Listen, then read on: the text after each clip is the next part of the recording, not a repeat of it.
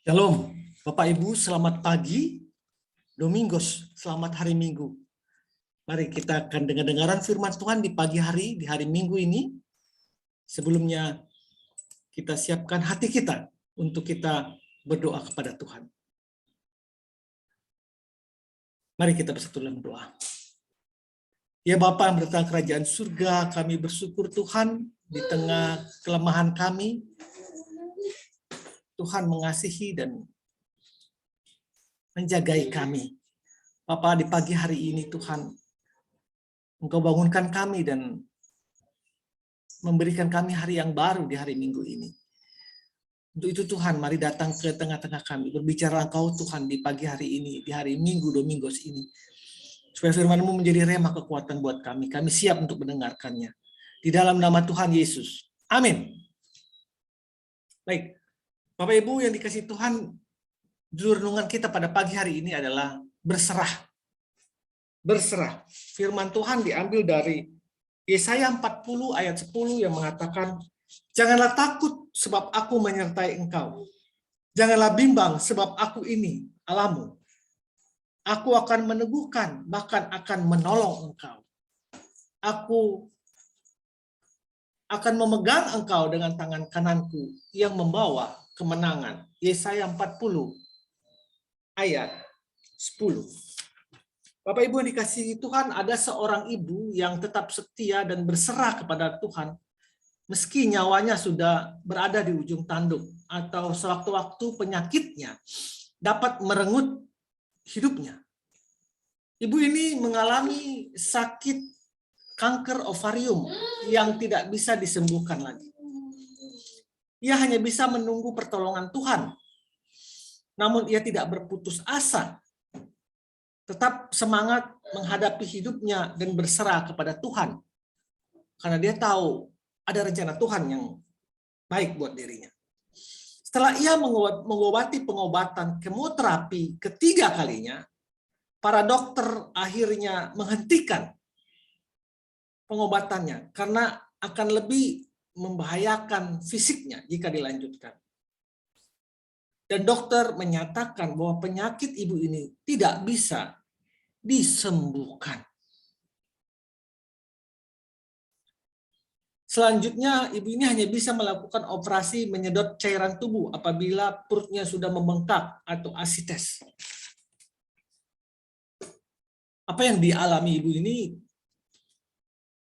buat kita sangat memilukan dan menyedihkan. Tetapi disinilah iman ibu itu bergerak. Dia tetap punya ada harapan hidup dan menyerahkan dirinya kepada Tuhan. Ia berkata, jika Tuhan menghendaki sembuh, maka mujizat kesembuhan akan terjadi buat diriku. Tetapi jika tidak, maka aku yakin Tuhan memberikan kemampuan bagi diriku untuk menghadapi hal ini. Dan aku yakin Tuhan mempunyai satu rencana yang terbaik menurut dia, menurut Tuhan kepada dia. Ini adalah gambaran jenis mengenai hidup berserah kepada Tuhan. Apapun yang terjadi,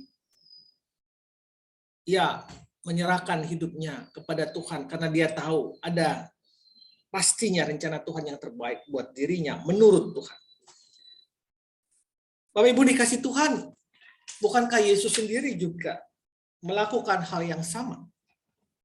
Saat sebelum dia disalibkan, dia sepenuhnya berserah kepada rencana Allah Bapa yang mengutus dia.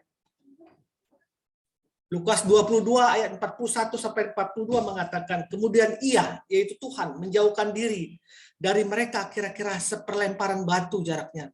Lalu ia berlutut dan berdoa katanya, ya Bapakku, jikalau engkau mau, ambillah cawan ini daripadaku.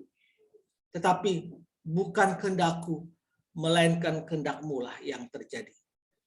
Yesus menyadari kalau penderitaan yang akan dihadapinya sangat besar. Tetapi dia memilih untuk berserah kepada Tuhan. Karena dia tahu, pada waktu Yesus memikul salib, dia akan memperoleh kemenangan yang kekal, mengalahkan maut, dan menembus dosa-dosa manusia yang dia cintai. Lukas 22 ayat 41 sampai 42. Bapak Ibu, Demikian juga terjadi dengan Hana. Hana ditutup kandungannya oleh Tuhan. Hana dihina oleh madunya Penina karena tidak mempunyai keturunan, tapi dia tetap menyerahkan pengharapannya kepada Tuhan dengan berdoa, dengan menangis kepada Tuhan, dan Tuhan membukakan kandungannya. Apa yang mau kita dapatkan, atau apakah firman Tuhan yang mau inginkan dari diri kita? Kita harus berserah kepada Tuhan. Tetapi hidup berserah kepada Tuhan bukan hanya berdiam diri saja, tetapi ada aksi atau tindakan iman kita yang disertai pengharapan.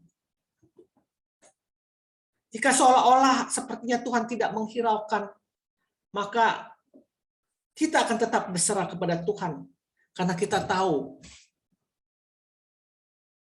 bahwa Tuhan punya rencana yang terbaik buat diri kita, menurut kehendak Tuhan.